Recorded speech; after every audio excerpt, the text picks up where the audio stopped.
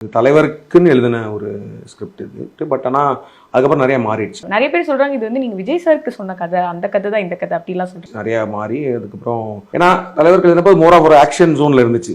ரிலேஷன்ஷிப்பா இந்த age group fit பண்ண முடியாது. ஸோ அதனால அந்த வேற ஒரு ஜோன்ல இருந்துச்சு. பட் அதுக்கப்புறம் இது வந்து மோர் ஆஃப் ஒரு லவ் ஸ்டோரியா தான் எனக்கு பட்டுச்சு எழுத. ஸோ வந்து வேற ஏதாவது செஞ்சு பண்ணலான்ற மாதிரி சொல்லி ஒரு டிராஃப்ட் எழுதி வச்சுட்டு தான் இருந்தேன். அப்புறம் சூர்யா சார் கேட்கும் போது இட் காட் பர்ஃபெக்ட்லி ரைட். அந்த சாருமே வந்து அதை படிச்சுட்டு என்ன சொன்னார்னா, ஏன்னா அவர் கரெக்டாக கேட்டார். அவர் எனக்கு வந்து ஃபர்ஸ்ட் டிராஃப்ட் படிச்சுட்டு இது நீங்கள் தலைவருக்கு சொன்னீங்களா அப்படின்னு. ஆமாம் சார் அப்படின்னு சொன்னேன். ஏன்னா அப்படிதான் இருக்குது, தலைவர் பண்ண வேண்டிய ஸ்கிரிப்ட் மாதிரி இருக்குது. இன்னும் அந்த கேரக்டர் வந்து ஒரு மோர் வல்னரபிள், நாட் லைக் ஒரு ஹீரோவா இருக்குது இந்த character. It's like more of a கேரக்டரா. இன்னும் கொஞ்சம் it's not that doesn't mean that வந்து அந்த படத்தில் இருக்கிற மாஸோ ஆக்ஷனோ குறையணும்லாம் கிடையாது. ஆக்சுவலி அதுக்கப்புறம் தான் இன்னும் நிறைய வந்துச்சு.